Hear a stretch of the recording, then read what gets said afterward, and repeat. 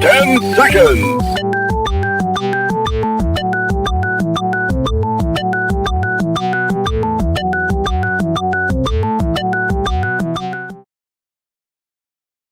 Now comes the part where we throw our heads back and laugh. Ready?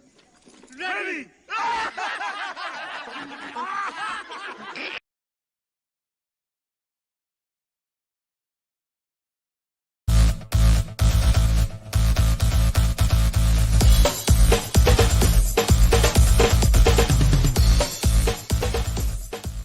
Welcome to Nevermind the Furthermore, your morning dose of creative conversation and coffee with your host, Brian K. Morris, independent publisher, freelance hybrid author, award-winning playwright, Facebook famous YouTuber, and former mortician's assistant.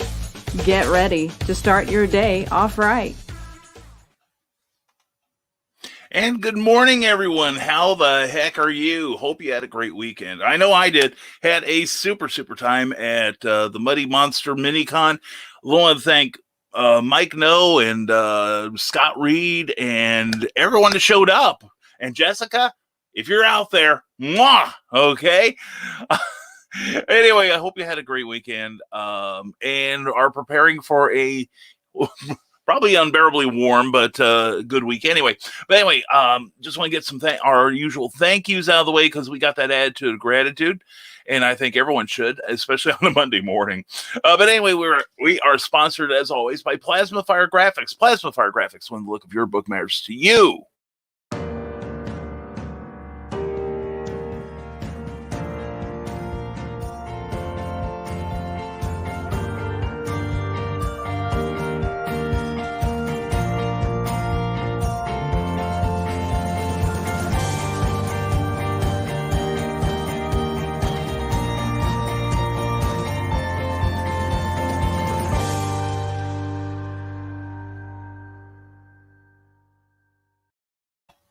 What can really sell a book, aside from the great contents, are the covers, okay? And if you want the best, you got to get yourself hooked up with Jeffrey Hayes at Plasma Fire Graphics. He did this one, which is my latest release, an Abraham Snow adventure called Snow Ambition. It's a quick read crime thriller. If you like action and adventure and plot twists, this is the book for you. Only 99 cents, currently on Amazon. But anyway, Jeffrey Hayes is easy to work with. You saw the beautiful work he's done on the book covers and that trailer. He can also do promotional graphics. He can do it all at a very affordable price. It's Plasma Fire Graphics. Check him out on Facebook and definitely go to plasmafiregraphics.com. Plasma Fire Graphics, when the look of your book matters to you. And people that matter to me, well, it's my patrons at Patreon. Patreon is a monthly subscription service where you can directly support your favorite creators, but you get stuff in return for it. And if you want to see all the rewards I'm offering you, go to www.patreon.com, www.patreon.com. Get more of that coffee, Brian, /Brian K. Morris. And please check out the people in this picture because they got their own. They got their own Patreon pages. You'll be helping a whole lot of people with just a modest financial outlay. And we do appreciate it. And we also appreciate the Rising Tide Broadcast Network. 7 days a week of entertainment, information, and all kinds of cool stuff. And let's see, today I'm it. So deal with it. This is all you get today. Sorry. But tomorrow we will have some really cool stuff going. We've got...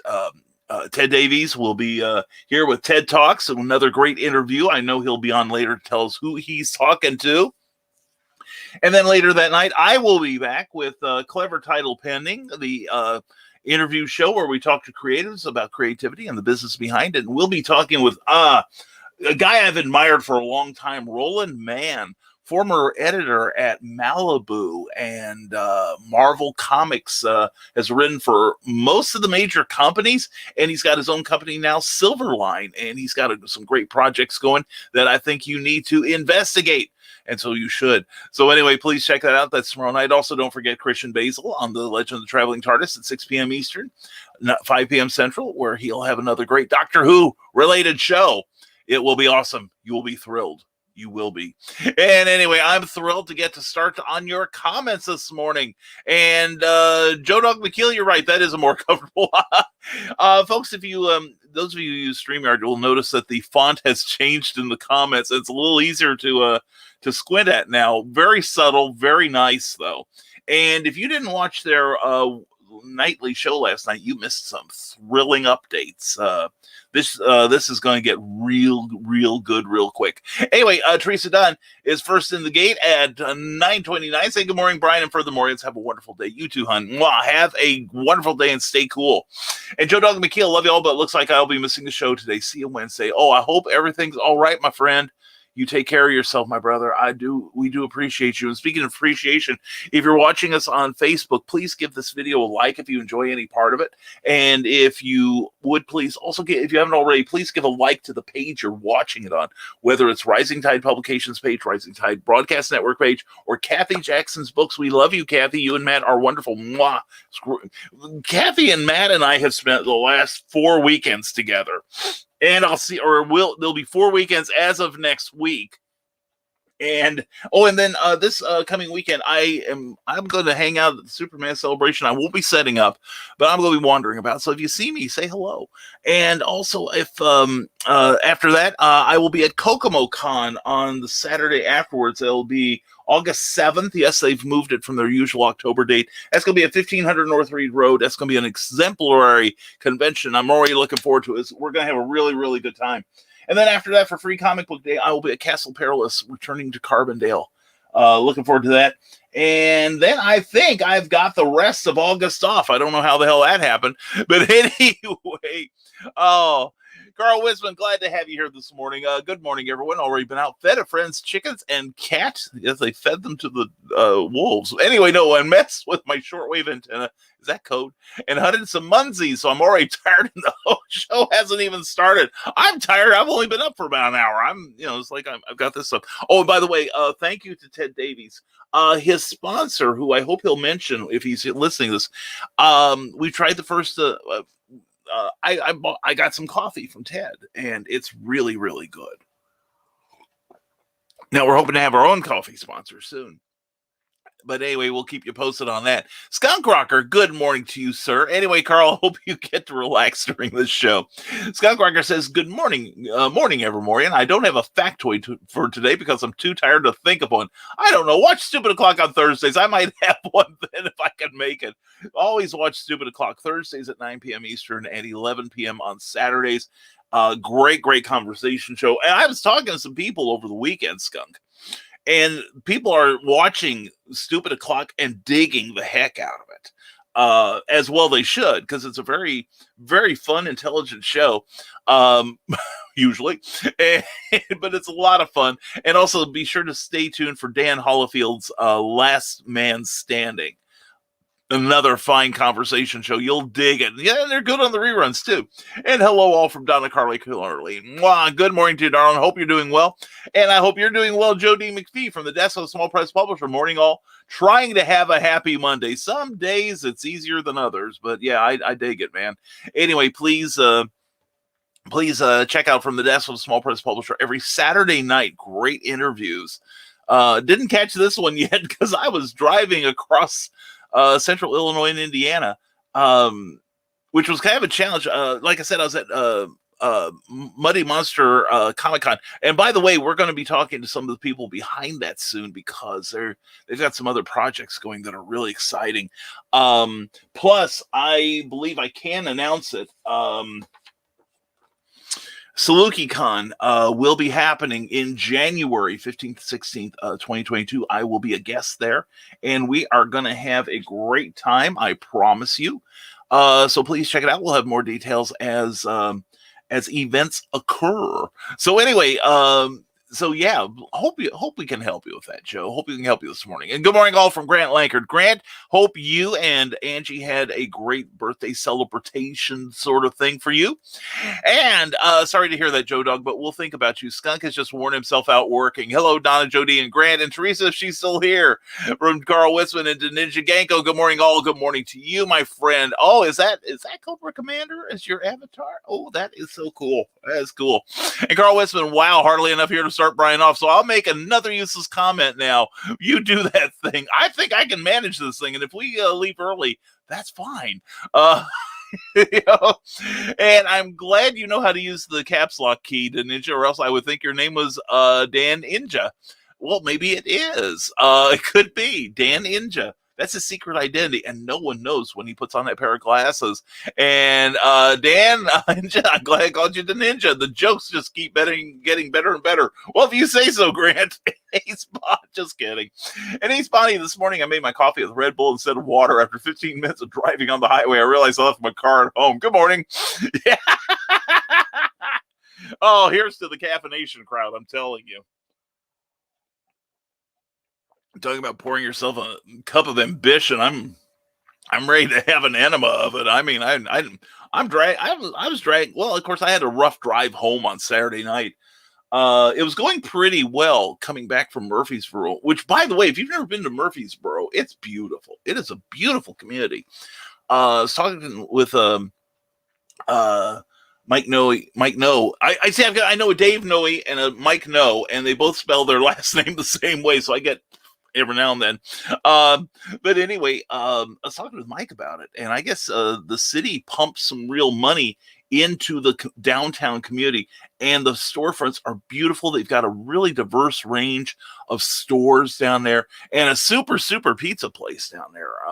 Kathy and Matthew Jackson were kind enough to treat everyone to pizza at noon, and that was some yummy stuff. And but anyway, it was a good day, and got to talk to a whole lot of cool people that we'll probably be seeing next weekend at Metropolis. Do check out what they're doing down there. Go to supermancelebration.net for a whole lot of fun. Anyway, it's going to be good to have just some walking around time. But anyway, as we were driving back, crap ton of construction on I-57. So I took a state route to get north of it, then stopped to get a pizza for Cookie and myself, which we devoured yesterday. And then what was it? Then I got back on I-57. Traffic on there, they used to have a thing on I-57 because it's basically an autobahn, straight shot from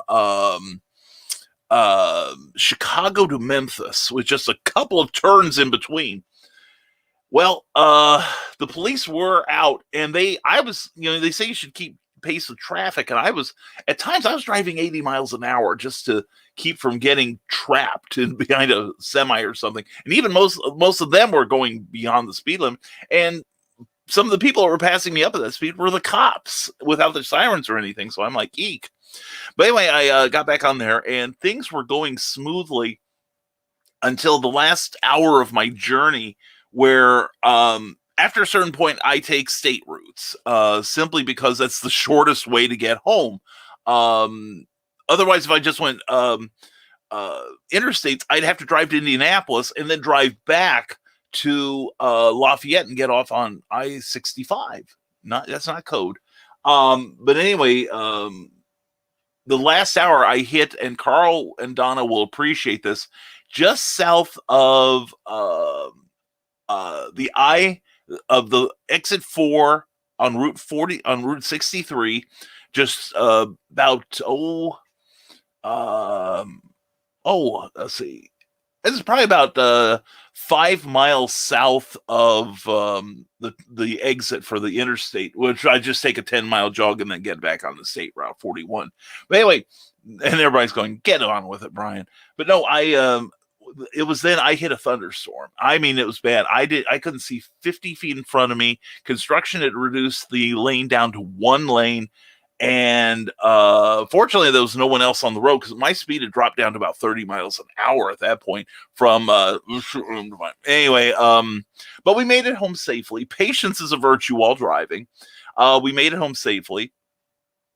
And I think the roughest part after that was unloading the car yesterday when the temperature was so high. Anyway, but we made it safely. And again, we had a great, super great weekend. And thanks to everyone at the Best Western in Carbondale, Illinois. for putting me up that night. It's a great place to stay. I really enjoyed it. And I really enjoyed having dinner on Friday night with Rick Bradley. Rick, good to see you and the family. Good to see you here this morning. Also, a shout out to Amy and John Hale for joining me at dinner, and got to see these guys again on Saturday. My cup was full by the time I left. And funny, he says, Carl Witzman, I agree. And I agree also that Willow Schuyler is awesome. Mwah, I love you. Hope you're having a good morning, Willow. And you too, Michaela Jade. How are you, my sweet? Also, check out Michaela Jade's YouTube channel. Please subscribe to that. Let's get her to 1,000 people. She really deserves it. Every weekday morning, she does a morning motivational, which is basically a kick in the butt to get you out of bed and getting you on with not just your day, but with what you really want to do. So anyway, check it out. She's awesome. And how do those colors taste? Yeah, that's what I was thinking. Oh man, this guy is like, he's like in another dimension for us. I read articles years ago that, of course, height, width, and thickness and time are the first 4 dimensions. Up, down, left, right, through, and that there's a couple more, and then like the last 4 or 5 exist as like mathematical equations. Sounds like something out of Doctor Who, but yeah, I think Ace is in the 11th dimension by now. Everyone's saying hello. And Michaela announced earlier that she is working with one arm today, so I expect to go into the bra at any moment. Carl, I hate to see you make that sacrifice alone. We're going in, Carl. So I'm sorry, Michaela. How did you hurt? I missed that. How did you hurt yourself, my darling? Anyway, I hope you have a good day, hon. Please baby yourself, okay? And Willow Schuyler, hi, Carl. I see you got away from the cryptid hiding in your bushes. That might have been a chicken. And the artworker Bill Sargent says, good morning to the Java chugging man and the Fez and all the marvelous Monday Morians. Count your blessings and watch them grow. Exactly. You got that right. So right, Bill. Mine are overflowing like the opposite of my coffee cup. But we got the first draft of a new short story done over the weekend while I was in the motel room. And I also got started on a comic book pitch to a certain comic book company that I am friends with the people there. So anyway, hashtag bring cookie home. Thank you, Bill Sarn. Thank you to everyone who's helping me reach my goal of getting Cookie out of the rat race and working for me. I promise constant sexual harassment, okay?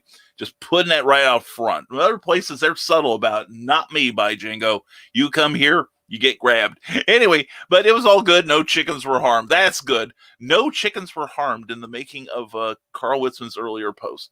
And Grant Lankard, I'm checking to see if anybody wanted to join a group of fellow creatives like Brian, Carl, Skunk, Rick Bradley, who agreed to go through some ideas I had as a follow-up to Beowulf. Yeah.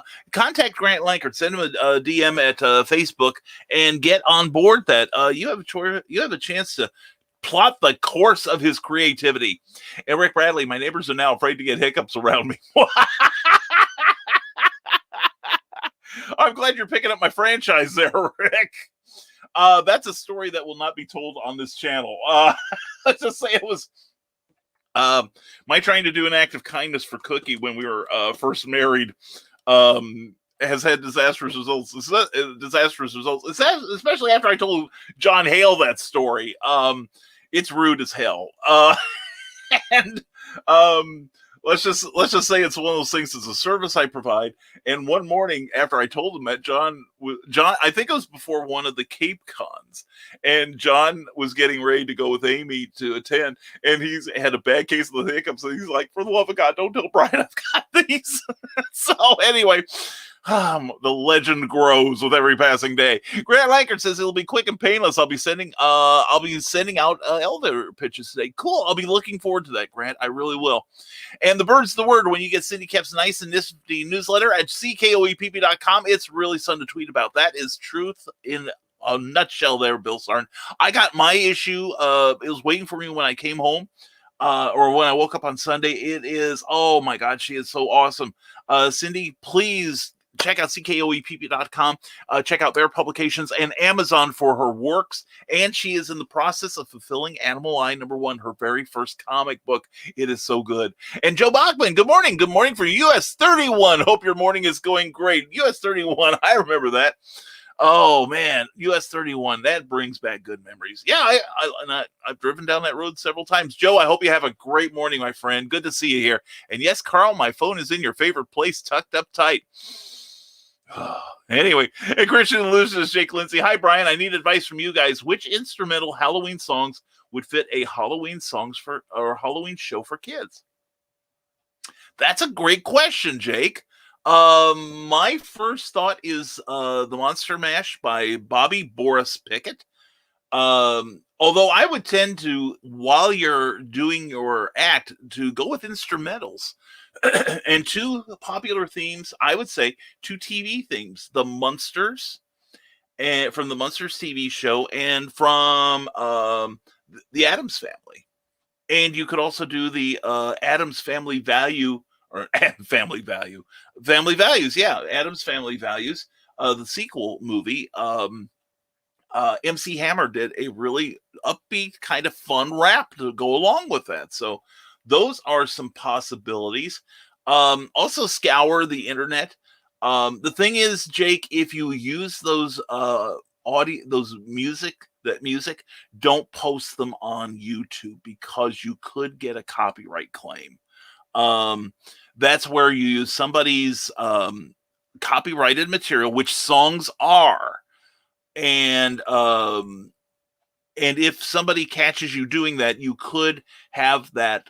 If your videos were to become monetized one day, then you wouldn't get the money. The people who did the songs were. I've had a few copyright claims on me. There was only one that I didn't win, and it was one of those things where I did my research and found it was in something that somebody else had given me. I thought they'd gotten the rights. They thought they'd gotten the rights. It turns out that after they, I think after the video played, this place went with a company that monitors the internet looking for people that use their music. And that's when I got dinged, and I said, okay, fine, we'll just mute it. We'll mute the music, and all was good. So anyway, please give your advice for Halloween songs to Jake Lindsay. Let's hear them.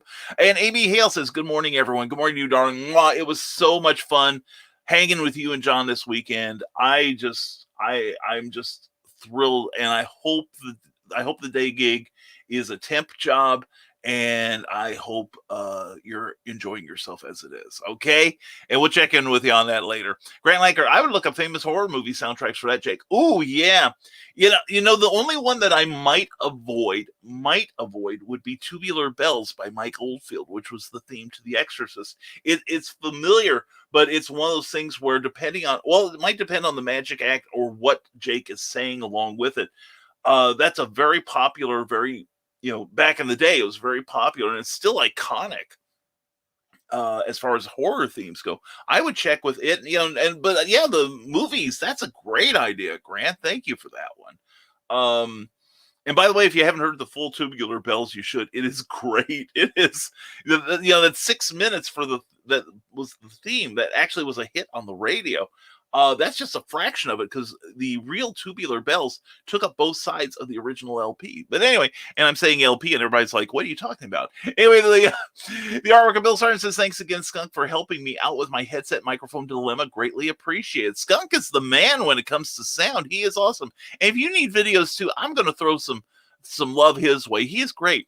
And I'd love to have my own beer or coffee someday. Will Scott, I am working on that, to be honest. And if this works with me, I will pass it on to you. So, but there may be a rising tide. There could be a rising tide line of beverages, let us say. And good morning to Facebook user. Facebook is being poopy with me again and not letting me know who you are. But anyway, I send you all the love in the world. Glad you're here. And hello, Joe B and Jake and Amy. All right. And I think we got everybody. And from this Small Press Publisher Morning, I'll just think about other marketing ideas. Ooh, that's not a bad idea. Man, I'm always looking for new marketing ideas, things that are fresh. And, if you need somebody to bounce them off of, I'm available. I might help you test them out. And Christian Illusion and Jake Lindsay, I want my show to be a classic Halloween movie without being scary in a way. Yeah, so I would avoid the Exorcist theme. I'd avoid the Mike Oldfield because it's really creepy. But some of the others, but like Monster Mash is kind of upbeat and fun.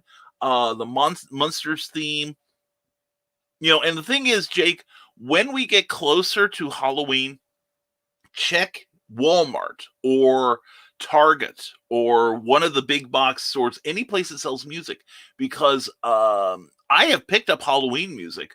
I love Halloween music. One year I went to Hannibal, Missouri and checked out Mark Twain Village with Cookie, and we stopped in a coffee shop down there, and they had there's a great song, really upbeat, called Beware the Blob. It was the theme to the original Steve McQueen movie back in the 50s, I think.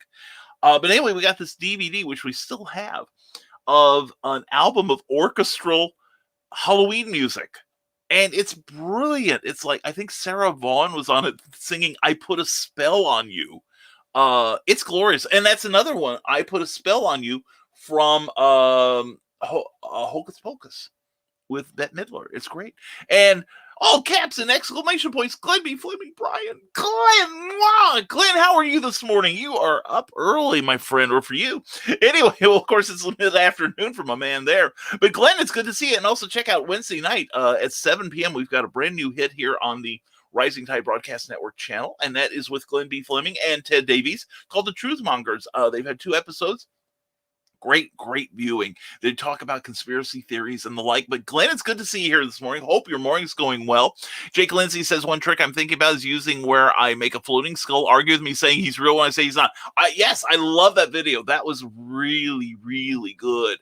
I've seen other permutations, but I don't see too many people doing skulls, which I think is a cool thing. So yeah, and you had a good thing with that. I think that's something to develop. I've always loved Murfreesboro. It's a nice little town. It really is. I haven't been there I don't know that I've been there at all, because one time I took Route 13 to the west side of the state to get to Cape Con, and I think I made that. I think that turn would have come before Murfreesboro. So I don't know that I've been to Murfreesboro before Saturday, but yeah, that's a lovely community, and the food's good too. They won me over. So yeah, definitely, and definitely check out. They are going to have another Muddy Monster Con, and there'll be other stuff along the lines of what we were doing that weekend that will be a part of this show and Clever Tile pending soon. So anyway, Willow Skylar Coffee, let us spray it on you. Oh yeah. Yes, comes in peppermint. Just like, never mind. Anyway, Jake Lindsay says, like this question is for everyone, would making my show like Scooby-Doo be good for kids? I would want more clarification. Does that mean you would have a storyline and an antagonist, an enemy, and you unveil them at the end? Oh, that'd be great. You unveil them at the end, and it's Satan. I'd have gone away with it if you weren't for you meddling Christians. I think that'd be super. But that's just me being cheesy. Anyway, Jake, look up a song by Craig Safan, Safan, called Freddy's Pizza Restaurant. It's from the score of A Nightmare on Elm Street Part 4, but it's not a scary song, more of a spooky one, and it has a fun beat to it, says Skunk Cracker. Yeah, okay. That's a good choice there, Skunk. Well said, sir. Well said. And there are other shows like that have supernatural themes, like on TV and such. You might check to see if they have soundtracks out. For instance, Doctor Who, which does horror in addition to monsters every now and then, in science fiction and historical. They have a varied score, and they do everything from orchestral stuff to synthesizer to 60s pop. The guy who did the first 10 years of the show especially, he's superb. Oh man, his stuff is very emotional and evocative. And speaking of emotional and evocative, there is John B. Pike. And good morning to you. Hey there, friends and foes. Happy Monday. Happy Monday to you. Only 2 more days till New Comic Day. Hope you're doing well. Check out Back of the Cereal Box Network and Back of the Cereal Box every Saturday at 9 a.m. It is fantastic. So is John. Check out also Yum Comic Books on Wednesday nights at 10 p.m. Eastern, 9 Central, and check out everything that network's doing. I am proud to see them grow. John and johnpica.com for everything that guy does. He's amazing. Also get Nightright, his brand new book on Amazon from 7 Star Press. And like a synthesizer blues song instrumental, and I think kids will like it. I liked it when I was a kid, said Skunk Rocker. Yeah, I think Skunk hit it. I would also think try to go towards instrumental. I mentioned the Monster Mash. Find an instrumental version of it, or an instrumental version of I Put a Spell on You. Because the thing is, you have dialogue during your performance, Jake. Words will distract people. You want the music to be a mood thing. So I would say go with an instrumental if at all possible, okay? And Joe Bachman, patience is a virtue while driving. Please say it a little louder for those driving through our construction projects. So these people have been crazy this morning. Joe, they're no better in Southern Illinois. Dear God. Like I said, even just, trying to keep pace with traffic. I was going at speeds that no one should be driving through, and then around Marion, it's like 4-lane highway on both sides of the road, and for the north and southbound traffic, and they had barrels between them, and I saw people just racing like they got shot out of a cannon, and I could not wait to get off that road. I mean, if it weren't the lateness of the hour helped on Saturday. But and I didn't encounter a whole lot of bad traffic once I got out of the Marion area. But it was, just this weekend was crazy. And it used to be on I-57. The Illinois State Police started a project where at least once a month they station a cop car every 5 miles. And so if somebody is barreling their way down there or up there, one cop calls it in, the next cop waits for him. And state was making some pretty hefty coin from that. And when I wanted to speed, what I would do is I would keep pace with somebody like about 2 miles, slower than them. Like if the speed limit was 70, they'd be going 90. I'd go like about 85 and let them pass me. And then I drop back down to 70 again, just to shave a little time off. But I got back at a reasonable hour Saturday night. Well, actually it was Sunday morning by the time I got home still. But yeah, seriously, in my area of Champaign, we had for a while a number of construction area deaths, and not just people working, but people doing stupid crap when driving, or somebody might, people forget that with the on-ramps that there's a yield sign there, that it's not that the traffic on the interstate must yield to the incoming car. It's the other way around. Read the rules of the road, people. Read the road signs. And you see people like pushing their way into the lane and like being nasty and stuff. In fact, I saw a truck almost push another car off the road because he wanted to change lanes. And this guy was like right in. He was visible. He would have been in the visible. Not invisible. He would have been in the visible zone for the truck driver if the truck driver had bothered to look at his side view mirror. So it was nuts. And speaking of nuts, we hope you're feeling better this morning, sir. Good morning, my fellow Brian and Nevermornings. I hope everyone had a great weekend. I have to brag on my wife, Robin, was a boss this weekend at Gem City Comic-Con. I saw that. I hope you're feeling a lot better this morning, brother. Brian is not a secret. Mr. Rodman is writing the nebulizer from a certain amount of cruel experience, and he had a bad asthma attack, and I felt so bad for him. And then his wife Robin, and I wasn't surprised that Robin stepped up. She is an amazing lady. Your wife reminds me a lot of my wife, if you know what I mean, and I mean that in the best possible ways. Robin is Brian's wife. She is a dynamo. She is great. Anyway, Robin completely saved the day, and we had the best show we've ever had. Kind of makes you think you should like sit back and just let her work, right? Cookie does pretty well. I also had a lovely assistant, Sarah, at Heroes for Kids Con in Perryville, Missouri, and yeah, it was right around Perrysville, Carl, that I hit the thunderstorm. It was scary. Anyway, when I was in Perryville, Sarah Kester, an old friend of mine, was helping me at my booth all day. And she was kicking butt. She really was. I was like, every time I went away, she's like, Brian, get back over here. You've got books to sign. I'm selling your books. I'm like, well, you're supposed to. So, oh, she did a great job. And speaking of always doing a great job, there is Mr. Eric Hawkins of the Zombieful World of Oz. Eric, it is good to see you, my friend. Glad to have you here. And Scott Reed is thrilled that you'll be at, and Brian, that you guys will be at BurgCon this year. BurgCon will be, let me find my schedule, September 4th at the Bonham Business Center in Harrisburg, Illinois. Also, Rick Bradley will be there making his, this is kind of fun. This is a full circle thing. Of course, the last BurgCon was 2 years ago.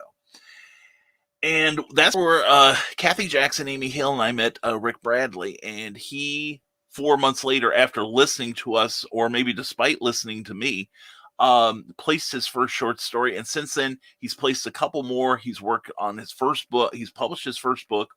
He's been incredible, even with a couple challenges tossed at him. I admire that so very much.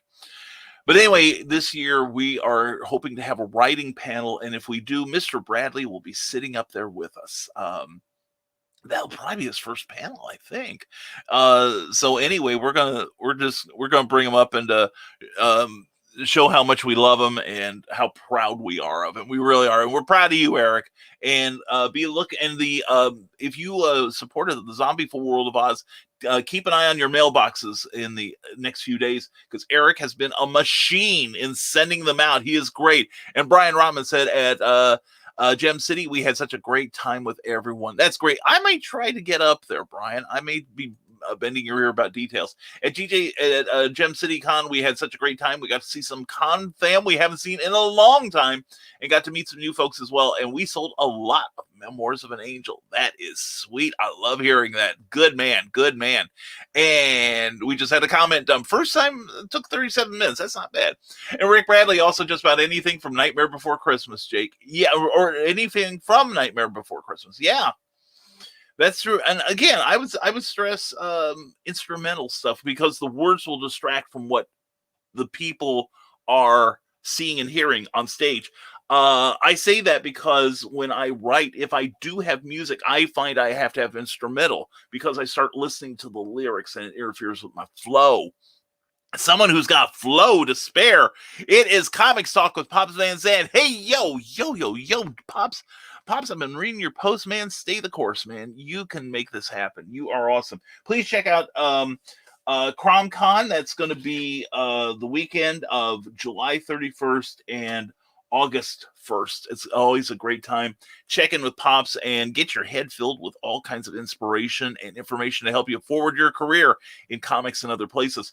Brian Rodman says, this past weekend, I was introduced to Bloodscream Comics / Sparkle Comics. They're an indie publisher out of Dayton, Ohio. I'm talking classic horror, Hammer horror type black and white comics. They're so fun. I saw you had one of Spring-Heeled Jack. I love the character of Spring-Heeled Jack. For those who don't know, Spring-Heeled Jack is a fictional character, allegedly fictional character. There is some schools that think he was based on real people. But basically, he didn't have superpowers. There were different iterations of him, because he was around a long time. And some thought he was like part demon. Others, my favorite portrayals are him as a normal man who has a special pair of shoes with springs in them that allow him to jump higher than any other human. So that's a character I've had my eye on. I've had my eye on him for a while. Anyway, those books looked enticing. I may have to look into them. Jake Lindsay says the artwork of Bill Starn. Check out. Oh yes! Oh my God, I forgot about that song. That's brilliant. Check out "Experiment in Terror" by Henry Mancini, which was the theme song for Creature Features on WGN Channel 9 Chicago back in the 70s. Yes, with that great Carl Grayson oratory at the start. Carl Grayson, who was a recording artist and was a vocalist for a while with Spike Jonze and his City Slickers. And I believe he was the vocalist on Der Fuhrer's Face, which was a classic song, I think from 42. But anyway, yes, it is... it's a glockenspiel thing, and it is scary. It's moody as heck. It really is. definitely check it out. And Jake, you could go on YouTube and find some of these songs on there too. So, or also check out your public library. That is a good thing too. Or buy it also from iTunes or someplace. And Pops Comics Talk with Pops Van Zandt CromCon weekend. This CromCon 16 is this weekend, starting Friday night at 8 p.m. Eastern, Saturday and Sunday starting at noon, culminating in an awesome ladies night. Sunday special at 9 p.m. Eastern on Comics Talk with Pops Van Zandt. That's going to be awesome, Pops, as always. And Glenn B. Fleming again, Brian Glenn, stay away from me, Brian. Anyway, Glenn, good to have you here, and definitely check out the Truth Mongers Wednesday nights at 7 p.m. Eastern, 6 p.m. Central on the Rising Tide Broadcast Network, and Ted Davies Artistry on YouTube. That's great. I'd definitely be reviewing Blood Scream comics in the coming weeks on Comic Book Spectrum with the Eric Hawkins, Professor Clyde Hall, and the notorious BKM. If you enjoy the old Creepy Mag, you're going to love this. Ooh, I'm excited already. That's great, Brian Rodman. Yeah, I love well-done horror comics because I've read some from the indie press that are like, anyway, not so good. They're horrible, but not horror. I'm not going to mention them on the air because I don't want to embarrass the creators. But it was during this phase. I think I got some of them about the time we were setting up Comic Book Spectrum every Thursday night at 7 p.m. with ourselves. It's great. It's a lot of fun. Whether you like comics or not, it's a lot of fun. But I was reading this and I thought, well, I'd like to review some indie books, and I just got this fulfilled, and I'm like, this is not wonderful. This is not great. The artwork I could tolerate. The artwork was not horrible. The writing was. The writing needed a developmental editor. The pacing was so bad that I just couldn't. I am probably going to get rid of it. It doesn't deserve to be in my collection. But anyway, I don't know who I can voice it on. Anyway, that sounds good, Brian. And Glenn B. Fleming, I've been awake since 2 a.m., got up at 4 a.m., and now it's 3:30 p.m. Drawing hatch. Page done today. Yawn. Oh, man, please take care of yourself, man. The world needs you, Glenn. You're too amazing not to be around and make our lives awesome, too. But anyway, I'm glad you're working on Hatch, which is brand new comic creation. Really good stuff. And good morning, all. Liked and shared. Thank you, Ted Davies Artistry. I hope you saw the message I left you, and I'm loving the coffee. Thank you, sir. I don't remember which one I grabbed. It was kind of a morning blend kind of thing. But Cookie loved it too. So I'll work for you forever. Okay, how's that? And Brian Robin says, if you enjoy this week's episode of Truth Mongers about ancient giants, check out the podcast, The Lord of Spirits episode about giants. It's so fascinating. Yeah. And it's like, and Glenn will remember this. I remember an old issue of The Flash. Of course, I read it in one of the 80-page giants. And it was a story where Barry Allen and Wally West, in the early days of Kid Flash, wound up traveling in time back to the point where the world only had one continent, Pangea, I think it was called. And eventually it broke off, and that's where we got like the legend of Atlantis and Mu and Lemuria and such.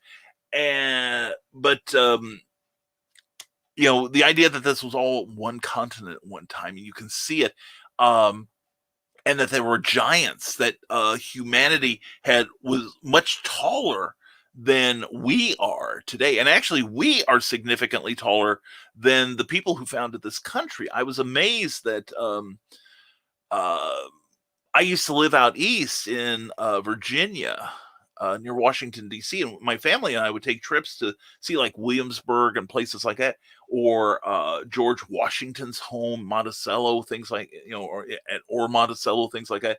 And they would have the suits that some of the people like George Washington, Thomas Jefferson wore. And I was about 13 or 14 at the time. And if I'd been a little thinner, I could have gotten into those suits. Oh, we have to go, people. We have a wasp in here. Hold on, people. Hold on. Hey, honey, would you get this bug spray on that cord? I've got a wasp in here.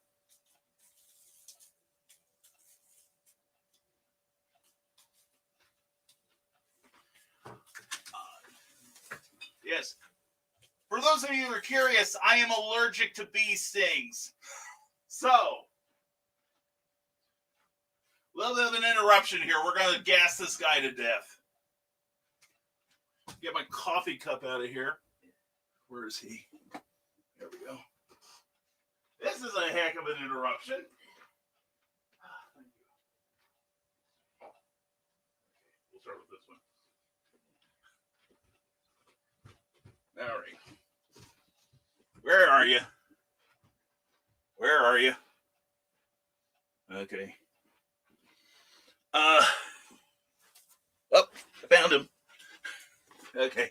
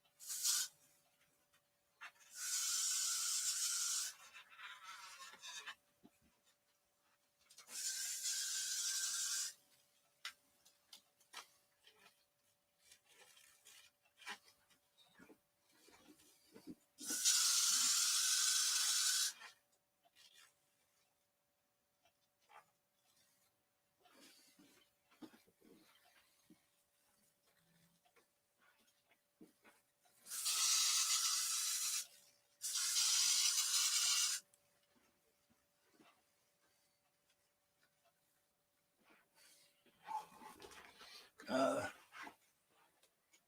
Yeah, I'm allergic, people. Anaphylactic shock level. So hold on. While we're waiting, Author Cindy Kepp is writing on the edge. Books include Remnant in the Stars, The Loudest Actions, Lines of Succession, Mindstorm,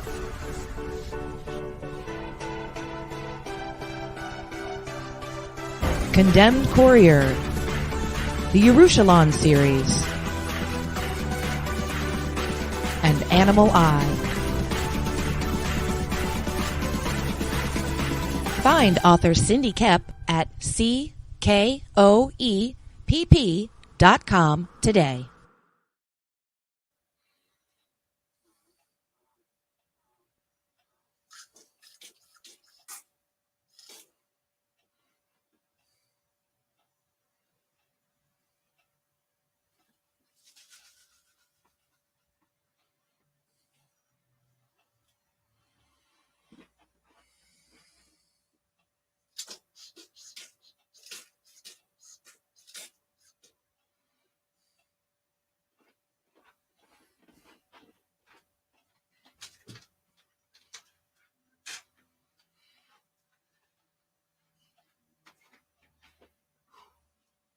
thank you, sweetie.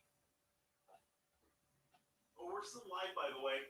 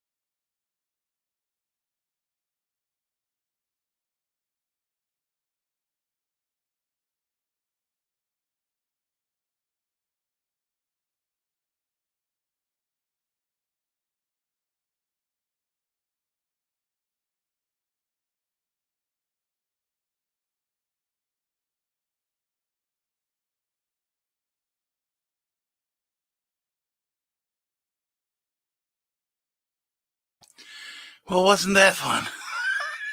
Sorry about that. No, like I said, I am allergic to bees. I'm allergic to insects. There's certain insect stings, and this thing was about. There's about a foot and a half between me and this wall, and he was flying on that thing. This room smells like chemicals, and that'll probably kill me first. But I'm okay. Sorry about that, people. Totally apologize. I may not keep this up uh, uh, on what we're doing. So anyway, on the archive here, we'll put it in private. Sorry about that. I apologize to each and every one of you. Anyway, thank you, Ted Davies, for sharing this. And let's see. Rick Bradley says, Jake also searched for public domain Halloween songs. I found a few. And to the Nevermorians, is there a song that should be considered a Halloween song but has not been considered? That's a good question. Well, I Cast a Spell on You isn't really, by Screaming Jay Hawkins, isn't really a Halloween song per se, but it's scary. Jake Lindsay says, like I'm wanting the show motive to be like monsters aren't real. They're just an illusion, like the ghost video. When he pops out, I'm scared, but I realize it's fake, like Shaggy in the show. Oh, that's nice. Okay, that's a good approach there. Then I would definitely stay away from stuff that's got lyrics in it that you can hear. And like I've always used Midnight Syndicate for my Halloween shows, but I'm afraid it would be too scary for kids.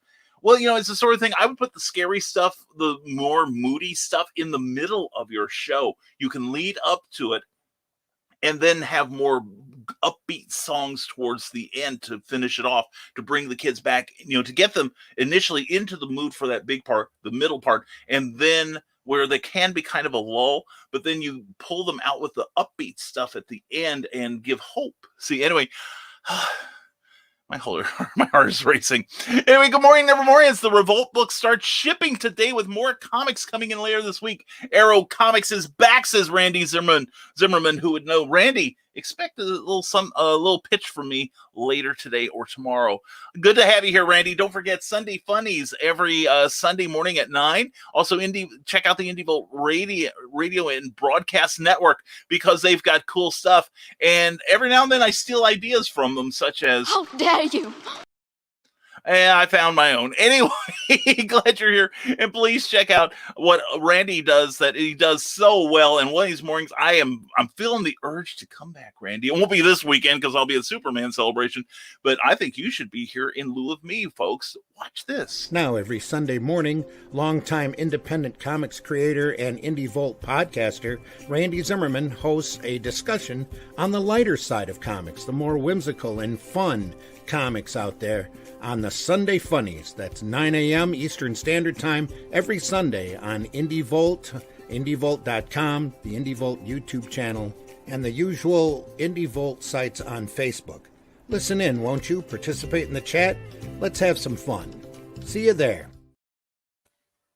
There you go. Check out Sunday Funnies every week, every Sunday morning with Randy and Daphne and Glenn frequently, and a whole bunch of other cool cats and kittens. And it's a great show. Randy, we're glad you're here. And seeing that Indie Volt is heading its way out to my home makes me a happy boy.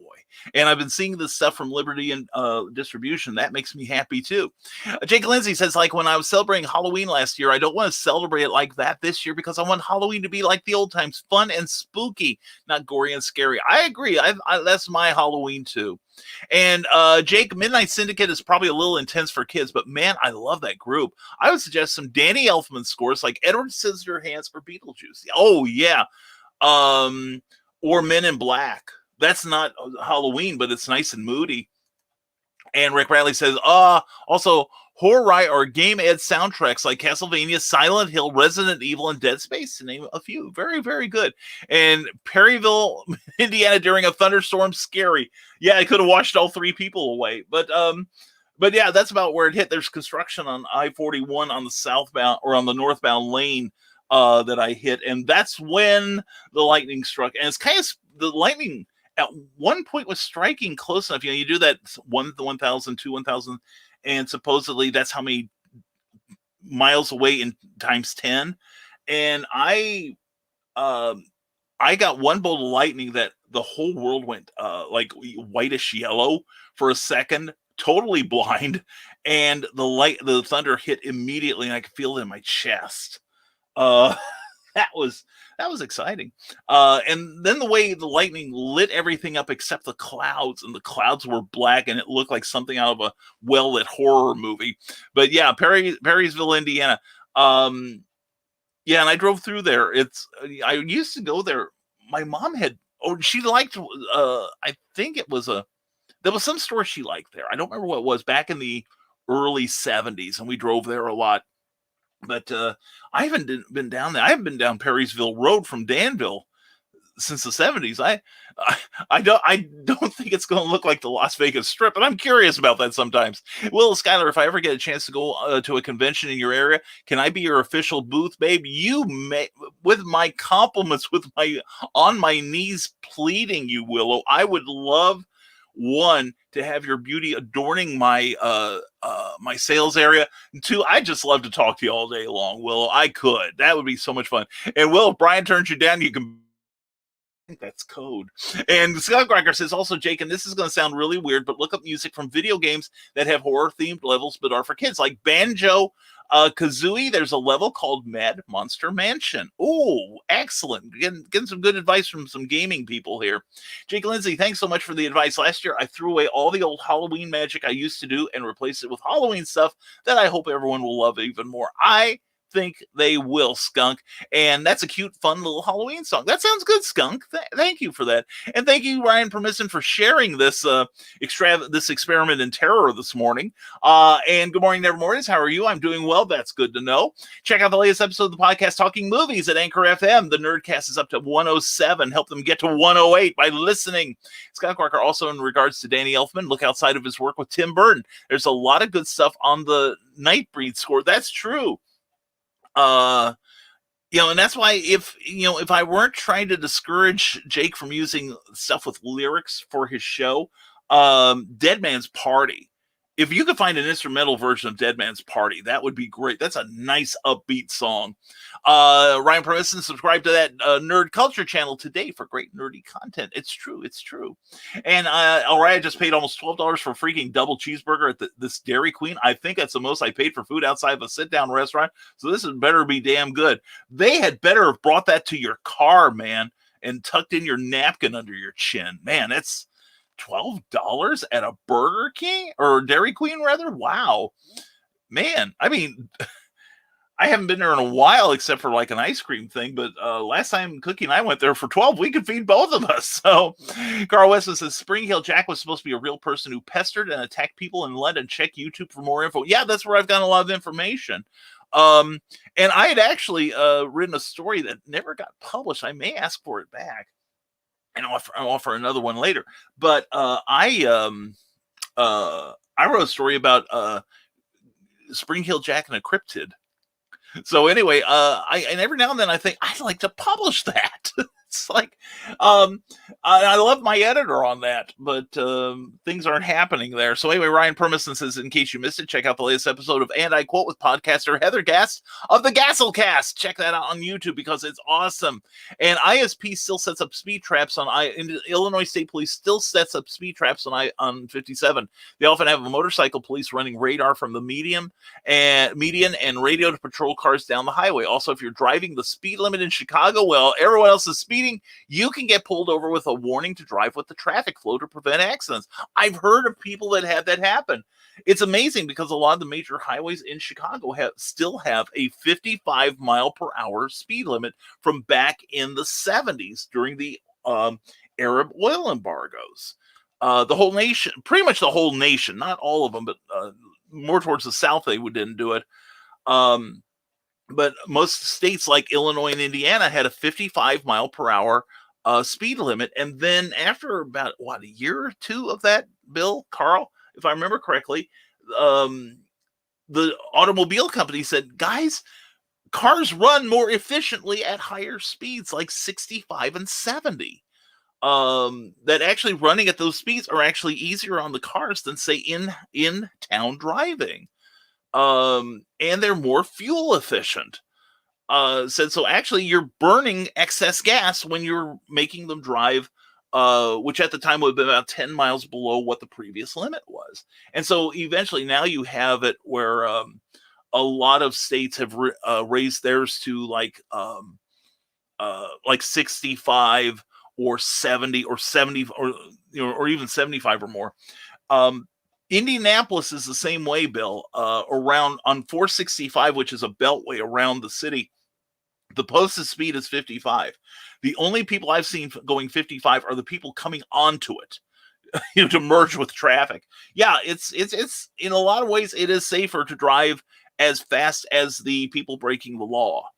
And in fact, we passed one state cop who was in the median, and my first thought was he can't get all of us. Of course, he'd probably get me because I'm the one with the out-of-state license plates. So, Ryan Permissive spots are open for, and I quote, for 2022. He is live on Saturdays at noon Eastern, if we need to record earlier, we can do that thing. We have friendly conversation and promote your project. Sign up here, and summer reading recommendations. If you've got them, you send them to my man Ryan there. You'll be glad, and he'll be glad too. I mean, I can't imagine that he's any scarier than Candlejack. Just saying his name means he's going to kidnap you before you can finish your sentence. Anyway, check us out on Saturday at noon. And with Lacey Lemke. Oh my God, I love her. She is my darling.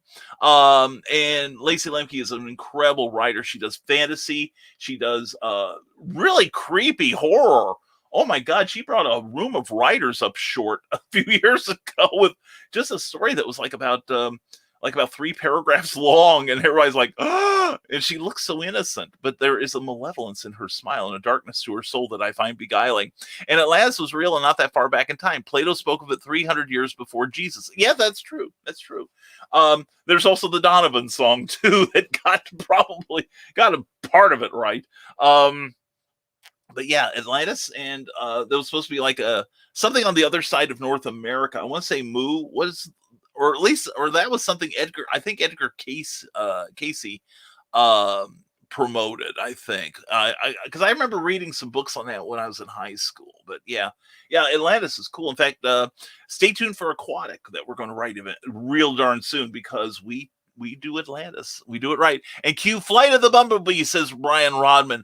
Ooh, the Al Hurt version from the Green Hornet television series. That was great. I love that.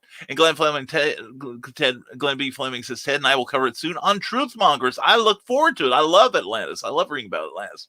And what if it turns out that it's a rock band wasp and not an insect? Oh, man.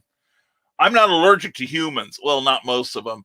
And yeah, and dear God, I hope you're okay, Brian. I am, Skunk. I panic easily. No, my father was stung by a bee when I wasn't even in grade school yet, and he wound up in the hospital.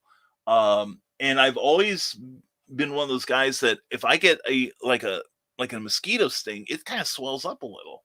So I don't know what that's about, but I don't want to test this theory. I've never been actually tested to see if I have an allergy, but I don't. Well, now I think the testing's so freaking expensive that, I just soon run like a scared little girl and fill this thing full of this room full of deadly chemicals. So, but we're going to be doing a search. But, the thing is, the wasp could have come in at any time because no house is truly tight, airtight. It could have come in while we were moving groceries in yesterday. So, and just hung around. But yeah, I'm okay, Skunk. Thank you for worrying. And Kelly Austin says, good morning, my most wonderful friends. Oh, my wonderful darling. Glad you're here. A great salutation to you, Brian. And mwah to you, Kelly. Oh, I think my cup's out there, although I'll take it straight from here. Okay. I've had a harrowing experience. Look on the ledge. I didn't want to start spraying before I put my coffee cup was in the ledge by the stairway. Okay, I didn't want to do that while I was spraying. The first thing I rescue is my coffee cup because #priorities. Okay, I love you. I love you, honey. Here, I'll pour my own. I'll make faces. And I took it all.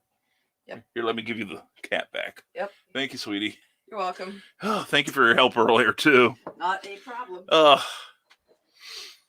If you want to bring up some whiskey, I'd be fine with that. How about pineapple cider? It's a little early, though, isn't it? Yeah, we'll have to test it and make sure it's good enough. We'll test the pineapple cider tonight. How's that? Sounds good. Love you. Love you. Your nerves will still be shot by then. Hey, when you have the wasp was about 1.5 inches long. It was a big mofo. I don't care if it's 1/4 inch long. Yeah, I don't want to be here. And the second spray I used was one for spraying like the high up wasp nests. So he was getting like full concentrated spray on this thing. So if there's any animal lovers who love wasps, go love yourselves violently dry and sideways, okay? Am I wrong, honey? Nope. Sarah, see, you heard from Cookie. Now you know I'm right. Love you, honey. Love you. I may need consoling later. Anyway, back to you, Kelly. I'm sorry. Good morning to my most wonderful friends. And as is you are our wonderful friend too, Kelly. A great salutation to you, Brian. I've been up since this last Friday on a writing editing marathon trying to get my book From the Paranormal Case Files, The Rembrandt Strategy, over the finish line. Yes.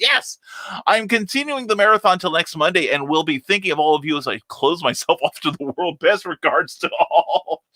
Well, I'm glad you could visit us from your sequestering yourself there, Kelly. Mwah, thank you for the update there, and good luck. Keep us posted, darling, and stay with us, folks. We're having technical difficulties. Yes, while Brian is wishing he'd worn dark pants, and Facebook user says, "Oh my! I come in on Brian's show and he's fighting wasps. What an adventure!" Yeah, you think these podcasts are just boring affairs? Not this show, by God. And we deal with life and death stakes on here. Here's a little something. My hospital, if I were to get stung, if it works on me as fast as it did my father, I wouldn't make it to the hospital, to the ER. Isn't that cool? And it sounds like the wasp is no more. We killed that. We really did. That son of a had to die.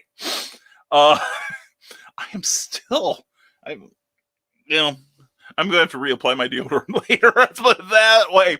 And Brian Rodman, that's in my head now, that song. Yes. And Established Dominance. Brian Rodman, by God, yes. If I can do a show with Brian and Clyde and Eric every week, damn it, every week, and Jody McPhee every few episodes, I tell you, I can conquer anything, including my own terror. And Scott Crocker, hey, be careful not to get any of that stuff on any of the art. Yeah, I was real careful. So I was only spraying when he climbed up on the power strip. I made sure I sprayed real good there. Anyway, Rick Bradley, I used to have a cat that would hunt wasps with me. I need to borrow that cat. I need to get a cat. And Facebook user says, "You go get him, Brian. Sorry you are allergic, though." That's why we reacted as we did. I'm sorry. I really do need something on here to run until, like if I have, now this, I've been doing this for about 6-7 years. 400, 500 years. And this is the first time this is something like this ever happened. I pray to God it's the last. It's like, this was not a fun experience. And it's like, all I could think was, get out of there, wasp. I need to die, will you? I've got a show to do. And Michaela laughs at Brian Rodman. And now the show will be demonetized for cruelty to insects. Good. Yeah. I'm laughing too, Michaela. And the article Bill Sarn, Brian just killed a Marvel superhero. I'm telling Hank Pym. No, it was her. That'd be different. She could sting me all she wants and vice versa. But I always thought Janet Van Dyne was one of the most attractive women in comics when I was growing up. She was a socialite. She never wore the same costume twice. It was great. And Wasp says, "You'll be hearing from my union about this." Yeah, well, we've got performance unions here, and we ain't taking anyone jumping on the show. And geez, how much spray are you going to use? Let's just say that I'm going to smell like insecticide for the next 2 weeks, I think. People are going to think I'm on meth or something. But yeah, it's aromatic in here right now. So Kelly Austin, please don't get stung. I can't afford to lose the legend of the Brian K. Morris in my life. Yeah, this legend could have come to an end real fast. Will Skyler, I love the smell of fresh chemicals in the morning. Yeah. I'm wearing this new cologne. It's called Dow Chemicals, and insects were harmed in the making of this episode. We killed this one. We don't. And we flushed him down the toilet. I don't want him like reviving or nothing. One last sting for revenge. And no, because wasps aren't insects. They are bastards. Yes. I'm totally with you on this one, Skunk. I was a bastard, and the thing had to die. And Eric the whole can, just to be sure. Yeah, I beat him to death with the empty can, too. And it looks like Joe will be replacing BKM this week on Comic Book Spectrum. Yeah. Yeah, Joe may be your new host. That's what it is. Yeah, it's... and it's getting a little fun in here. Yeah, it's a lot of fun. Kill it with fire. Jake, you and I are in total agreement this time.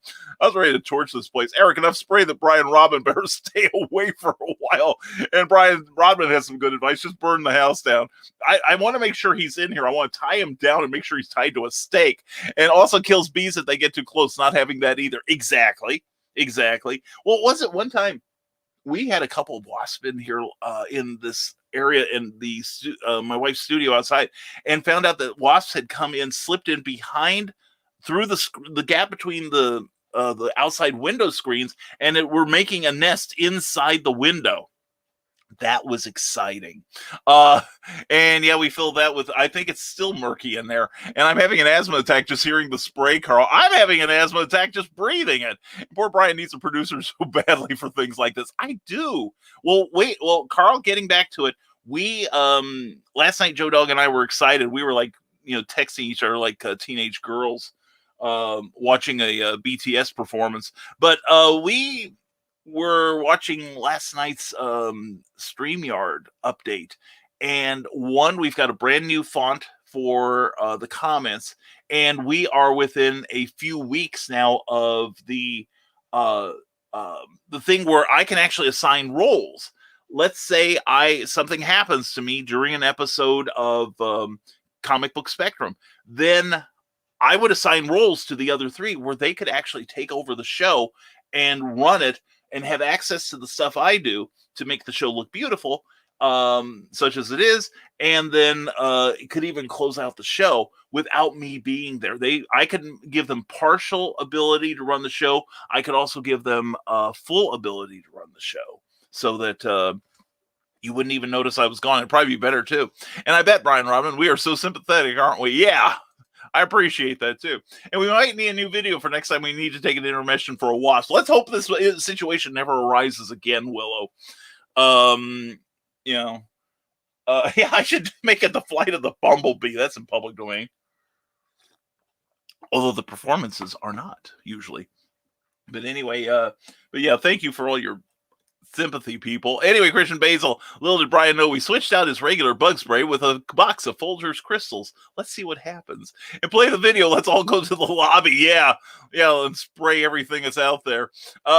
Another comment dump, which is going to happen since I was away from here for about 5 minutes, and perhaps a clip from the Green Hornet. Thank you, Brian Robin. That would be apropos. Get right on that, Willow, says Carl Wisman. Thing must have been of cryptid proportions. It was to me. No, seriously, that thing was about this, for perspective, this long. Never mind. Here's an idea to give you an idea of what that might have, been like. It was pretty lengthy. It was a full grown one. And Scott Crocker says, I was half expecting the camera to cut back after Cindy's commercial, and the wasp was just sitting there in front of the camera with a little fizz on saying, let's get back to your comments. Yes. Oh, yes. And yeah. I'm with you. I'm with you on this one, Ted Davies Artistry. I picture Brian, says Eric Hawkins, hunting down the wasp like Elmer Fudd. Be very, very quiet. We hunting wasps. And don't die, kill the wasp. Yes. And if you're upset by monsters being destroyed on live broadcasting, well, tough. And yeah, we took care of it. Yeah, and chemical high for the rest of the episode. Now let's do this, says Brian Rodman. Oh my God. No, I'm about to join that wasp any second now. Cookie's going to flush me down the toilet. And Brian locked in a 4x4 room with one wasp and one can of wasp spray. What do you do? Go! 2 people will emerge, or 2 people will be carried out by attendants, and Mr. Morris will be victorious, mourning his dear friend. No, I'm sure if Brian was with me, we'd have found a way to kill it another way. I'd have beat it to death with the table or something. Brian needs a sound file that sounds like he was blowing everything up and just causing a ton of damage whenever things like that happen. Yes, I would like that. And Brian Rodman, I'll just die. Yeah, die laughing as I'm sitting here avoiding myself and wishing I wasn't wearing khaki-colored pants. And the Eric Funny, I roll a 4. Well, for my courage roll, I just rolled a 1. So, this is the most suspenseful episode of Nevermind the Furthermore that has ever been since the Skunk Rocker. Will Brian triumph over the Wasp? Will Cookie bring him another coffee? Will our comments ever get made? Yes, and the jury's still out. And just smash the wasp with the can. Yeah, I ran out of wasp spray. We had 2 cans of wasp spray. Fortunately, I bought that second one because this one we used it up, and I still had plenty of wasp left. And I'm like, oh crap! So it may have come down to me beating the wasp with the thing. And the answers to these questions and more on the next episode of Soap. I get that, Skunk. I love it. Thank you. Christian Basil, dude, Brian, don't worry about us. Do what you need to do. Made for an interesting cliffhanger episode. Yeah, I'm just sorry about the dead air, though. And Kathy Jackson, good morning. You just witnessed a murder on set here. Anyway, hope you're doing well, Kathy. It was so much fun hanging with you and Matt over the weekend. And one time, my dad and I killed an entire wasp nest with a hose and wasp spray. It was such a pure bonding experience, as Brian Robin. Well, I'm friends with Bo Smith, the manliest man in comics, and he had a post, I think it was on Instagram the other day, about how he and his dog Cobb went out. There was a wasp nest on their porch. And so he at least my stuff came out of a can. Apparently, Bo had mixed something up that would never get FDA approval. And he sprayed the wasp thoroughly and sprayed any wasp that was coming out of it. So you should do this stuff early in the morning before they wake up, when you trap them all inside. And he knocked the wasp net down, and then he threw a blanket over it and started doing the mariachi dance on it until there was no more buzzing to be heard. And then he pulled the thing off. And as he was about to clean the thing up, his dog Cobb came up and, you could say, delivered the coup de grace. It's like the chemicals were like, please spray us with the chemicals again. Oh yeah, so yeah, I could see where that'd be a bonding thing. Oh man, poor Brian, says the Skunk Wrecker. He's haggard, and now he's got to read 15 minutes of comments of us teasing him. Yeah, thanks for all your sympathy, people.